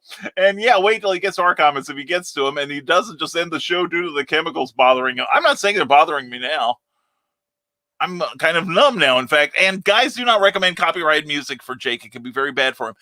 John B. Pike, that's why I said earlier, if he were to do it, don't post it on the net. Just do it. It's not good to do it anyway. You should have your own music or buy the rights to it. I agree completely, because musicians deserve to be paid like writers. Or better than, or at least better than writers, because we know how that goes. But yeah, definitely do not post it on YouTube. You could get a copyright strike, or worse, a copyright claim. And if you get a copyright, it's a copyright strike. Excuse me, a copyright strike is the worst. If you get 3 of them, your channel's closed down. So, and it is hard enough that you just have to start another one. And Facebook user says Full Moon Inc. has still another 30 days or so that we are taking submissions for our next anthology, Haunting Experiences. We are taking submissions through August 30th. See more information by clicking on our blog post right there. Check it out. All right. Thank you for the opportunity. And Rick Radley, Skunk, I usually head to lunch for the Dairy Queen down the road and get a double cheeseburger, fries, drink, and a small blizzard for under $8. They have a 6-meal deal there. Yeah, I thought that was a little high. Well, I guess Skunk had the $12 filet mignon deal. And the Archiville Sergeant says the National Weather Service suggests that if you count the seconds between the flash of lightning and the sound of thunder, then divide it by 5 to accurately tell how many miles away the lightning is from you. It should have hit me then, Bill. That's how close it was. I grew up hearing it was 10, but the National Weather Service says 5. I'm for it. They know more than my schoolmates did, I'm sure. And there we go, Full Moon Inc. Oh, I know who you are now, Ariana. How are you, Ariana Archeri? Mwah, I love you. Full Moon Inc. still has a few days open that we are taking submissions for our fall-winter issue of the Ankh. That's a great little magazine there about all things spooky.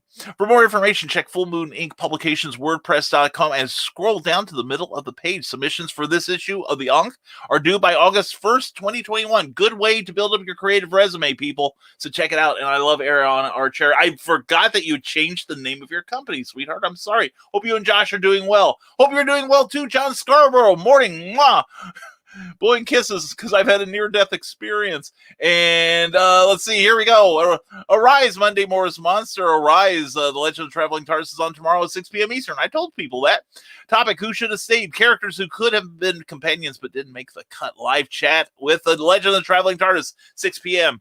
Tuesday nights. Check it out. Then abandon them for me. I'll be doing Clever Title Pending at 8. And we're going to have Roland Mann and possibly another guest with us. Looking forward to that. And John Scarborough, there is the Wikipedia for Moo. Okay, yeah, I need to brush up on that, John. Thank you, sir. John is part of Stupid O'Clock every Thursday at 9 p.m. Eastern, 11 p.m. Central, and usually a part of Last Man Standing. And Cookie to the Rescue, yes. What happened? What did we miss? Me almost dying, John. Nothing serious. The Hand of Cookie gives bountiful gifts. Yes, yes. Oh, yes, she brought the coffee. Once the fog kind of lifted in this room, sort of, it's all in my lungs now. And see you live draw. Ted draws Tuesday at 10 Eastern tomorrow morning. See what Ted has on the drawing boards. See what happens when you miss when you tune in late, says Carl Witzman. You miss all the excitement, cereal box. Oh yeah, and that's what I thought, Ariana. Yeah, Facebook this morning has not been showing me everyone from Facebook. That's posting onto StreamYard from Facebook. But anyway, Ariana, I'm glad to see you here. Once I get the clues, I figured out who you were because I adore you. And also, I've got the beautiful artwork here. So anyway, and Legend Traveling TARDIS, Brian Rahman, your next series, Brian versus the Wasp series. How a popular podcaster took down the deadly flying thug with a host of deadly chemicals. It's going to be one of those things where the host is about to pass out too. It's getting thick in here. And Bill Sarn says, join the Far Out and Groovy Kids by clicking on Sarnart76 on Facebook for better days from yesteryear. You can currently watch the 1969 Peanuts animated classic, A Boy Named Charlie Brown. And don't forget that Bill's snazzy jazzy sketches are always available for purchase safe and securely through PayPal as well. So hit the follow button on the artwork of Bill Sarn, where everything old is new again. And good morning to Doris Jones, Labors of Love. We love you, Dory. Oh, good morning to you. Mwah. Welcome to the excitement. Welcome to the carnage. And when my son was 2, said Rick Bradley, a wasp stung his hand. I may have flipped a punt and punched the wasp while it sat on my windowsill. Papa Bear temper, kids, and let in. Yeah, I understand. Well, it's the funny thing. It's like when we've had bees and wasps like get into the house, they have, I've never lived anywhere that didn't have it. I'm usually the one that, even though I'm the allergic one, I tell Cookie, get out of the room. I'll handle this. And I'm the macho idiot that does away with the little critter. So, oh, man. Oh, here we go. Subscribe. Watch Retro, The Legend Traveling TARDIS on YouTube. Catch up on last week's episode featuring interviews with Ashley Eckstein, Kevin McNally, more Simon Says with actor Simon Fisher Becker, and all new episodes this week will be at Tampa Bay Comic-Con this weekend. Go anyway. Anyway, no, it's going to be fun. Good luck there. And Christian Illusion to Jake Lindsay. Brian, you should buy those candles that draw away wasps are at Lowe's, I think. I'm not about to, I don't get it that often. I don't know, I don't know if citronella would help in here, but that's a good suggestion. And Paper Temper set in. I have no idea what I was typing. Damned phone. Paper Temper, it just burns easily. And I'll tell you a story one day about a wasp, but not here. Oh dear, Glenn B. Fleming. I crave to hear that story with all my heart. And Willow Scott, how many fan art pictures will be made from today's episode? I can't wait to see those posts come up on my feed today. Yes, my humiliation will be such that I should have let the wasps kill me. And Legend of Traveling TARDIS, Brian, get that gif of Lieutenant Frank Debon in front of the fireworks factory blowing up, shouting, "No, nothing to see here." Yeah, I'll probably get it before the end of the day. And a new RPG role-playing game is launching soon. Wasps and Asthma. I didn't have asthma before the show started, but now, man, I am. Oh, and Willow, don't give me ideas for photoshopping on the humor group. I have a feeling I'm about to become the star this week. And I need an editor for my Facebook post, says Rick Bradley. I do too. I need an editor for life. Jake Lindsay says, my brother is allergic to stings also. The last time he was stung, his eye was swollen 2 weeks. Yeah.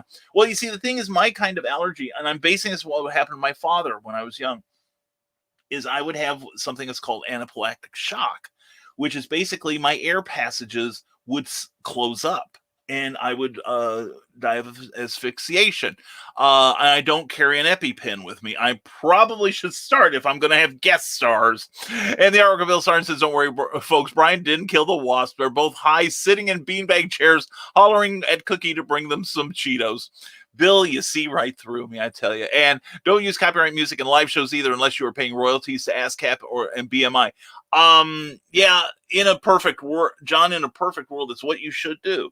Honestly, Jake is right now, he's going to fly below the radar, but hopefully he'll get big enough that it'll become a major problem for him. That's what we all should hope for. And then you get a C&D letter, pay the money, and go off on your merry. And Brian Robin, well, it's about that time, folks. Is it really? Oh, my dear. Thank you for a very adventurous morning, my friend. Kill all wasps and feed Cookie. Bring Cookie home. Laugh like Skeletor, if I can. Oh, man. It's getting thick in here. It really is. And we just had another one. And there we go. RPGs. Yeah, I could have used an RPG right now. Blam, blam, blam. And much happening on the secret base this AM, Carl. Oh, cool. And this Sunday, August 1st, see the brand new series, Cryptid Crunch, hosted by Willow Schuyler. And John and Willow, I may have a potential guest for you guys that I ran into this weekend. Stay tuned, because when I get things firmed up, I will share my bounty with you. All right. And also great people involved. And it is about a cryptid that I'm still learning about. But anyway, excuse me. But anyway, also check out Superman Celebration this weekend, because Big Daddy Cool himself, Mr. John B. Pica, will be there, along with great people like Amy Hale and Kathy Jackson and a whole bunch of other wonderful folks. So check it out at Artist Alley and Writer's Way in Metropolis, Illinois. And Damian Waldron, glad to have you here. Something to fill the void between wasp attacks? I'm on it. Cool. Definitely make me a suit that I can withstand wasp attacks.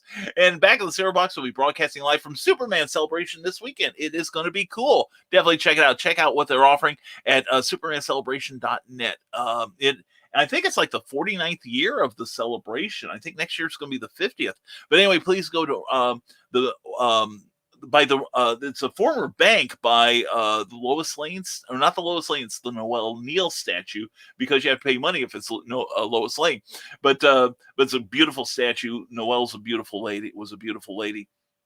Anyway, it'll be in the basement there. Follow the signage. But in all seriousness, I'm happy you're safe, Brian. Thank you. He was watching out for you. You know who I'm talking about.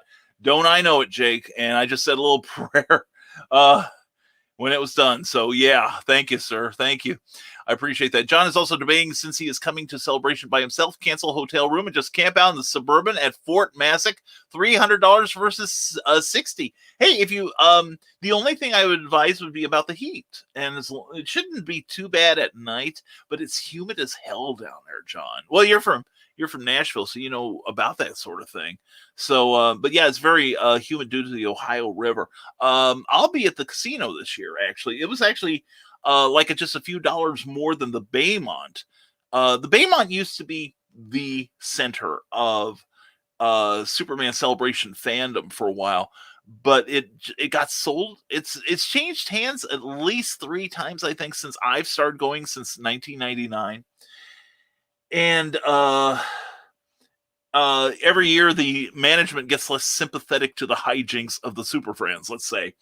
In fact, one year they used to like to have lobby parties. One year they got so loud that they actually threw them out of the lobby, and so they went back to the motel rooms and moped because they were so mean and wouldn't let them have fun. But anyway, I was laughing. But anyway, but yeah, just keep the humidity in mind, John. Your comfort is worthwhile.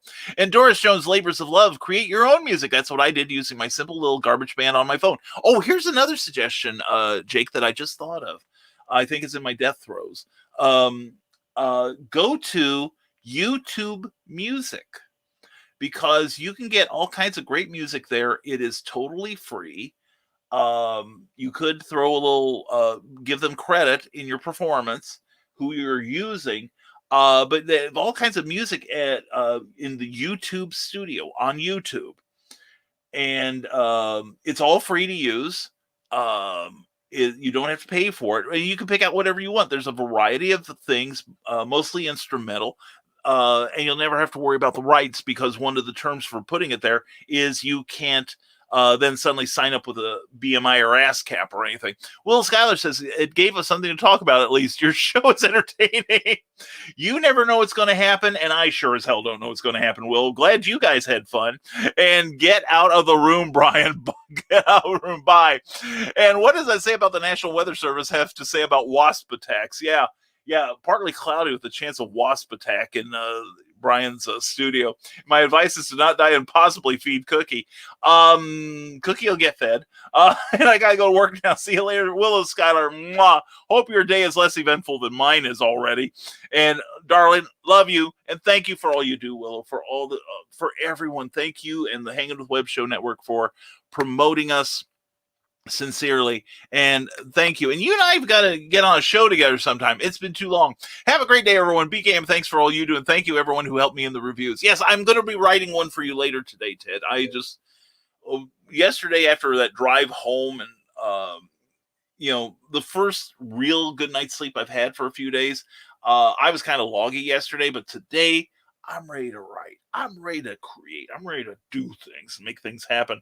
I've already murdered an insect, so I'm already down for it. Man, you don't want to know the street value of my adrenaline right now. And send us all the guests. Yes, sir, I will. Have a wonderful day. Love you guys. Grant, we love you too. Mwah. Give Angie a hug and a kiss from all of us, and maybe something inappropriate. And she'll probably go, Brian put you up to it, didn't he? And I guess now I have to add something new to my ending lines. Don't die, kill wasp, feed Cookie. Remember, wasps are attracted to cookies, so be vigilant. Why do you think I protect her so scrupulously, Skunk Rocker? Skunk, my man, thank you for being here. Hope your day turns out well. Hope your lunch was great, especially if you're paying $12 for it. But anyway, man, much love to you, Skunk. You have a great one. And Ben Sound. Yeah, Ben Sound.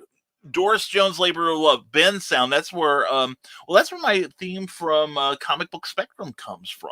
I got that from Ben Sound. And I got that through YouTube, YouTube Studios. In fact, Jake, if you have trouble finding it, PM me later today. But go there. Forget everything else we've told you. Go there and get some sound alikes. And with the Winky song from Wizard of Oz, work the instrumental version. That might be a good thing to put towards the opening or the close of your show. If you can get an instrumental. And we use Ben Sound quite a bit, says Back of the Cereal Box. Yeah, a lot of my Joe D. McPhee does it for his promo for Back of the Cereal, or for from the Desk of a Small Press Publisher. We're going to run that later so you can hear it. It's really jazzy. I really love it. And peace, all Pops fans. And thank you for being here, my man. Sorry you had to witness the carnage. And I hope hope CromCon this weekend is far less eventful. And no, Jake, no. This is Back of the Cereal Box. It's a sprightly song, but Jake, actually, the more I think about it, you go to YouTube Studio. And the thing is, you won't have to worry about buying a song, but just check out what they've got. Figure out the kind of music you want. And I think they do have horror, scary stuff as a genre, like blues or rock, things like that. But yeah, if you like the opening theme that we do for, that we run for Comic Book Spectrum, that's Ben Sound. It's great stuff. But definitely, I agree with John. Keep yourself safe, and then you can post it on YouTube and possibly monetize it down the road. Maybe karaoke versions, probably like covers of famous songs. They're still, check those. Well, the thing is, those are still based on songs that could get you in trouble if you put them on YouTube, especially. That is one option, though, for a small performance. Again, the right thing to do would be to pay the artist for that or pay the publishing company. But definitely, Jake, check out YouTube Studios. Do a search for it on Google, and it'll lead you right to it, okay? You'll be in good shape. And we managed to, even with our 5-minute intermission of blood and carnage, and I think I'm sitting in a puddle of insecticide. But anyway, glad you were here. Sorry about the mishap earlier. We'll keep it going. We'll keep this on the thing for a few days more. See if anyone wants to see the bee attack, or the wasp attack. But I'm definitely going to have to get out of this room. So I'm going to bid you a cheese fondue for now. And don't forget, tomorrow night on Clever Title Pending, we're going to have the great Roland Mann. He was in charge of the Ultraverse at Malibu. He has worked with so many great talents in the industry, and he's currently putting out a great, varied line of super comic books right now. And he's got a Kickstarter going right now, too, which we're not trying to make that the theme to all of our shows on Tuesday night. It's more like, I keep, and I mean this, I don't care if you've got something to sell. I care if you've got something to say, but I'm also going to not steer you away from people I think deserve your support and people that have something to say and are interesting. And we've just got all kinds of cool people coming up in the next couple of months. I think you'll dig, and all kinds of cool stuff. I think you'll like it. So check us out tomorrow night, Tuesday night at 8 p.m. Following the Legend of the Traveling TARDIS at 6 Eastern. And let's see, here we go. Thanks so much for the advice, Brian. Much love back to you, Jake, and good luck with this. And no such thing as flying under the radar. ASCAP and BMI send out secret auditors to shows and venues to catch people using copyrighted music without proper listings. Honestly, I don't think you're going to be at this one. Trust me, John. But it's good advice. It is good advice. Definitely, Jake, go to YouTube Studios. I think you'll be in better shape. And there is, John Scarborough has reminded me about Moo. I think I'm going to look at that over lunch. Thank you, John Scarborough. I appreciate that, brother. Anyway, folks, we are going to wrap this up here and get my lungs out into something resembling fresh air again. I am starting to get a little dizzy, folks. So we're going to try to get out of here. But anyway, folks, we thank you all for your attention, and thank you for the hiccup this morning. Not that, shut up, Rick Radley. Anyway, we had a mishap this morning, but we soldiered through it with your help, people. And so we are going to close out the show. And as always, we want to thank our daily sponsor, Plasma Fire Graphics. Plasma Fire Graphics, when the look of your book matters to you.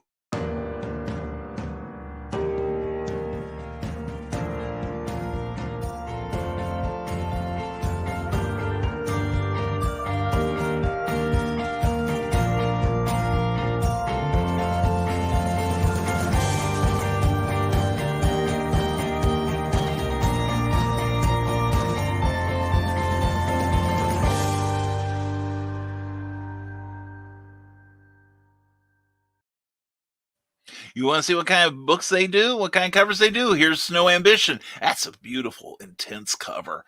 And it's my latest release, available right now on Amazon for 99 cents or from benbooks.com or bobbynash.com. Please check it out. It's a quick read crime thriller. But if you want beautiful graphics to promote your work, also to adorn your work, and a beautiful trailer to help sell that book of yours, then contact Jeffrey Hayes at Plasma Fire Graphics, because he's got a package of services he can do for you, and it's tray affordable. You will be happy, I promise. Anyway, that's Plasma Fire Graphics. Check them out on Facebook and on plasmafiregraphics.com. Plasma Fire Graphics, when the look of your book matters to you. And also check out what we've got on Patreon. Patreon is a monthly subscription service where you can support your favorite creators, such as the people you see on this list here. And we thank each and every one of you. Because of you, we stay on the air. It helps us so much in ways you cannot underestimate. In fact, just your support means the world to us. But it's not like you give me money and I just wave and say thank you. We offer rewards for your support, special things that the general public will not and cannot see.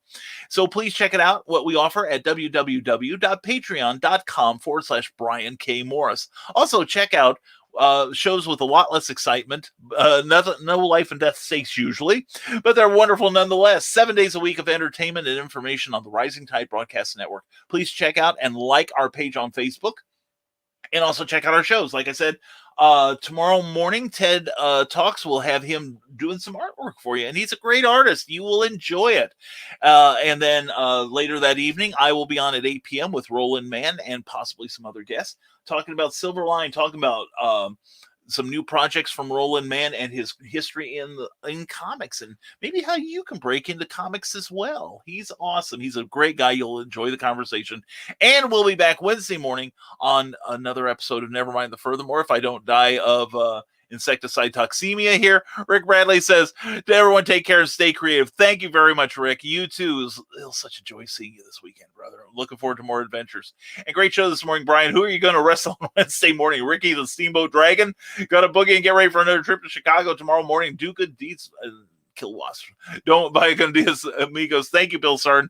Have a great day. And also check out the artwork of Bill Sarn on Facebook on SarnArt76 because it's a great, great site with all kinds of beautiful art by Mr. Sarn himself. And thank you all. Again, thank you for your patience. Sorry that we had the little mishap earlier with the insect, but that's what we call the joys of live broadcasting. Hopefully future episodes will not be that eventful. And we hope you have a great day. We will be okay. We will be okay. We will definitely take care of ourselves today and get some creative stuff done today, for the heaven's sakes, because it's good for your soul and you're probably doing good for somebody else. You're entertaining them, if nothing else. So, folks, I got to get out of here. Anyway, folks, have a fantastic rest of your Monday. Make it a great Monday for someone else. And as always, folks, stay smart. Stay safe. Don't let the wasps and bees get you. Wash your hands. Please wash your hands, especially if you've got insecticide on them. And don't ever apologize for being awesome. Have a great day, everyone. We will see you tomorrow night on Clever Title Pending with Roland Mann, and Wednesday at 10 a.m. Eastern, 9 a.m. Central for another episode of Nevermind the Furthermore. Have a great Monday, everyone. Take care.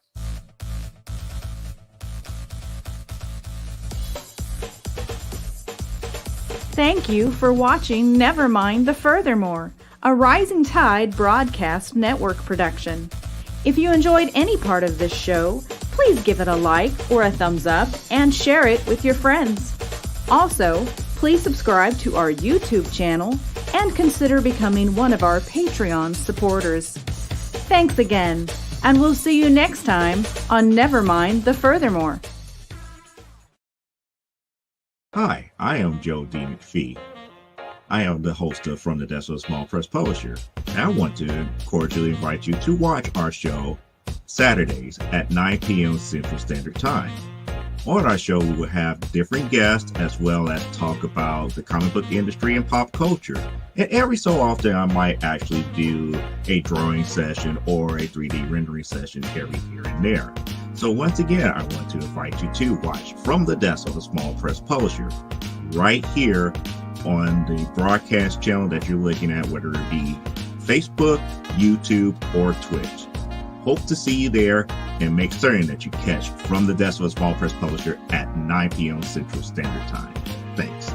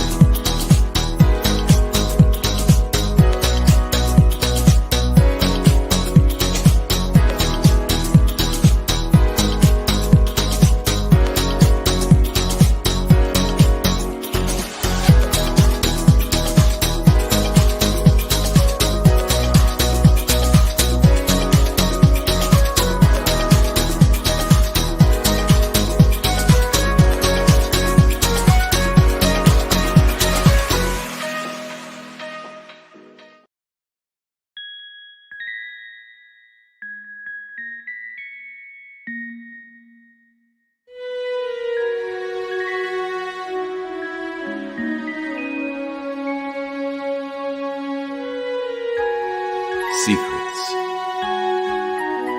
trust, worth. The bond between souls intertwined within otherworldly intrigue. Michaela Jade brings forth the Elite Warrior series, a collection of dark fantasy romance novels set in a twisted world where power lusts in the hearts of men and devotion seduces the souls of women.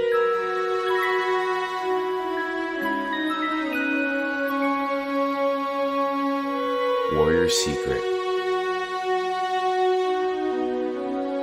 Warrior's Trust,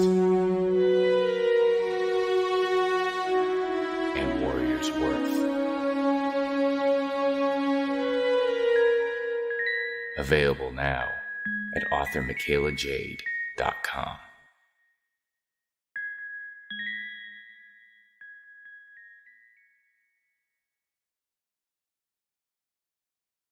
Author Cindy Kep is writing on the edge. Books include Remnant in the Stars, The Loudest Actions, Lines of Succession, Mindstorm,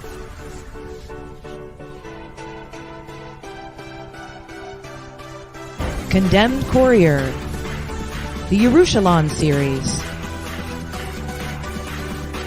and Animal Eye. Find author Cindy Kep at CKOEPP.com today.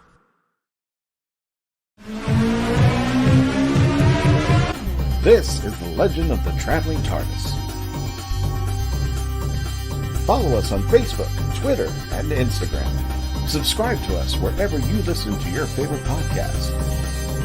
Also catch us on the HWWS Web TV YouTube channel. Subscribe today and become part of the legend.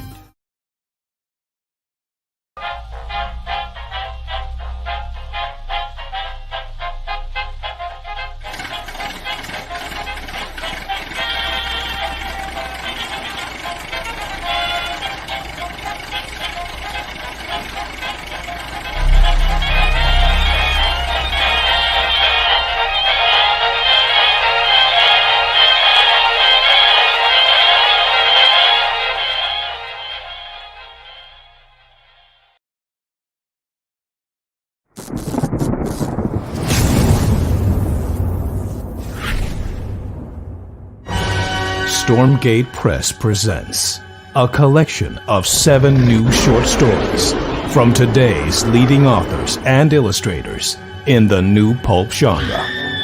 Experience courageous two-fisted heroes and their intrepid and often dangerous exploits. From dark, watery depths to high-flying heights, these fantastic tales span the globe and take the reader on fast-paced adventures in classic pulp style. Take a seat as we pull back the curtain on days gone by with edge-of-your-seat storytelling in the vein of Golden Age era pulp fiction. This is Pulp Reality. Available now from Stormgate Press on Amazon.com.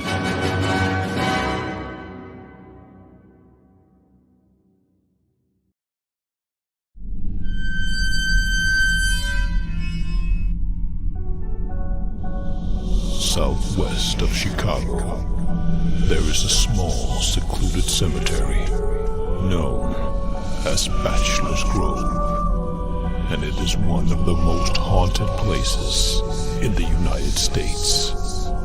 Author Brian K. Morris brings you a collection of writings that will help you navigate this ghostly graveyard, if you dare. The Haunting Scripts of Bachelors Grove is available now on Amazon.com. Get your copy today.